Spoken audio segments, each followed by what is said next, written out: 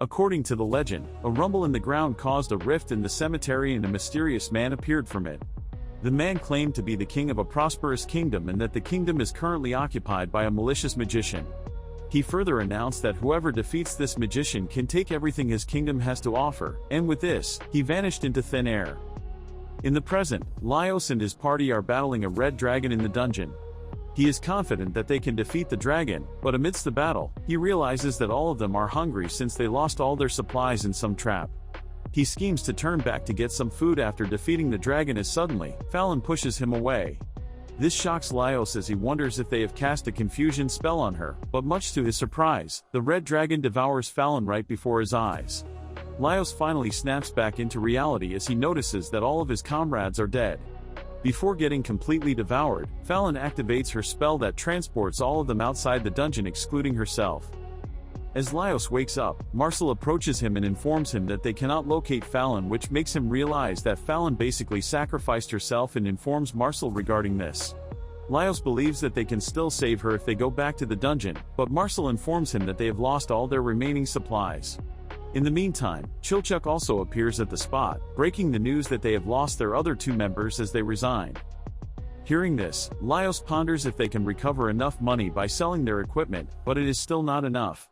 He then asks if someone can revive people from poop, to which Marcel replies negatively.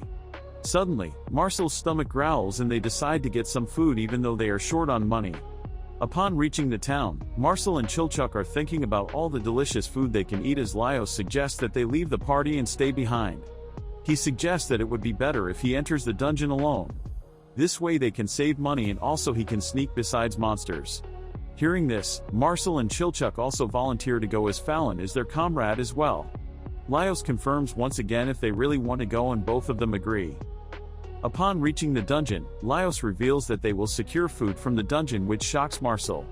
According to Laios, there are enough monsters in the dungeon which constitute a complete ecosystem, meaning that there are herbivorous monsters as well. Marcel attempts to argue, asserting that monsters are not edible, but Laios has an answer to everything. In the meantime, a newbie party appears from the dungeon with a mushroom monster following them. Laios renders the monster unconscious and suggests that they make lunch from it. Hearing this, Marcel starts bawling and rolling on the ground, but Laios manages to convince her. He even pulls out a book containing information regarding edible monsters, which shocks Marcel and Chilchuk. Just as Laios is coveting that they had some more ingredients, he hears footsteps of a scorpion monster and rushes behind it. Even though they are in a dungeon, there is a massive market inside it with hustle and bustle throughout the day. According to legends, monsters emerge from the depths of dungeon, but no one is sure whether a forbidden spell transforms terrestrial beings into them or they emerge from some other world. Amidst the chaotic market, Laios captures the scorpion and it is finally for some cooking. Judging from his expressions, Chilchuk realizes that Laios has always been interested in monster food as Laios blushes somewhat. With this, Leash and his party commences cooking in the middle of market as Chilchuk suggests that they do this somewhere less crowded. Laios explains that it would be burdensome to carry water every time, so it's better if they cook here. Not knowing what to do, Laios cuts the mushroom monster into tiny pieces and puts it inside the bowl. Now, it's the scorpion's turn, but before putting it inside, Laios bites its tail for a taste test and immediately vomits out everything. In the meantime, a mysterious guy appears from nowhere and takes over the cooking process. He cleanly cuts the scorpion and the remaining mushroom, leaving behind edible parts and throwing away the poisonous ones. He also brings out his own cooking bowl, further adding some algae and tree roots for flavor. Marcel attempts to veto this decision, but Laios somehow manages to convince her. Suddenly, a slime falls on her face and completely engulfs it. The mysterious dwarf, however, saves her by killing the slime rather easily with a mere knife. Upon question regarding it, he explains that slimes are even more complex creatures than humans and their composition is far more structured. He further explains that these slimes are also edible if dried, but it takes some time. However, he already has one prepared and adds it to the dish. He further explains that he's been researching monster food for over a decade and nothing excites him more than someone interested in monster cuisine. The cooking process takes some time, but it is finally time to savor the food. Marcel, however, is not keen on eating it, but after hearing their initial remarks, she decides to give it a shot. Upon tasting the food, her expectations are completely blown away. The dwarf keeps explaining different ways to enjoy monster cuisine as Marcel questions him regarding the algae. He reveals that it is just normal algae that grows in humid places, which shocks her. After they're done with eating, Laios asks the dwarf to introduce himself. The dwarf introduces himself as Senshi, which means researcher.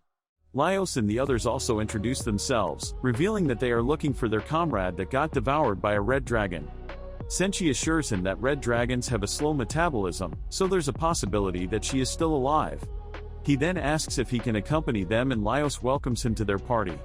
Senshi's only motivation for joining them is the red dragon. He just wants to savor its taste and wonders how he should cook it. Laios and the others, however, are not sure if he should eat it, but they decide not to spoil the fun. Along their journey, they come across a massive forest as they reminisce about the time they spent here before. Marcel, on the other hand, is still hungry. Senshi offers her some broth from before, but she refuses. Laios then asks her to name any dish and he will try his best to fulfill her wish. She thinks of some appetizing dishes, but realizes that they are eating monsters in the end, so it doesn't matter.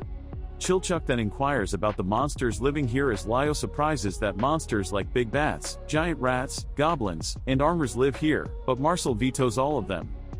Hearing their conversation, Senshi tells them that there are a lot of fruits here as well, which relieves Marcel. However, upon seeing the fruits, she gets disappointed, stating that they are still monsters. Laios then educates her regarding these fruit monsters and their abilities, how they capture their prey and digest it. He further explains that their monsters cannot devour humans, otherwise someone would have noticed it. With this, it is time for them to acquire some fruits. Boasting her magic powers, Marcel approaches to take down the monster, but Senshi stops her, stating that she might harm the fruits as well. Suddenly, the monster captures Marcel, and as Laios is reassuring her that these monsters are harmless, the monster spits out a human body. Laios then saves her by cutting off the roots and begins explaining the killing mechanism once again, which makes Marcel wonder if he is sane. After they're done collecting food, they acquire a secret base and commence cooking. Utilizing everything he has, Senshi swelters a mouth-watering man-eating plant's fruit tart. Despite hesitating, Marcel really enjoys this dish and even compliments their taste. She then wonders if these fruit-bearing plants are at a disadvantage since they get eaten away by humans.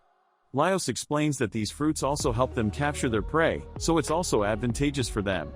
Seeing her interest, Laios is insanely happy that Marcel is also interested in monster cuisine. After cleaning everything, they hang the dead body from the trees, hoping that someone will notice it and fall sound asleep. Now, this is what we call anime. I wonder what kind of monsters they will eat in the future.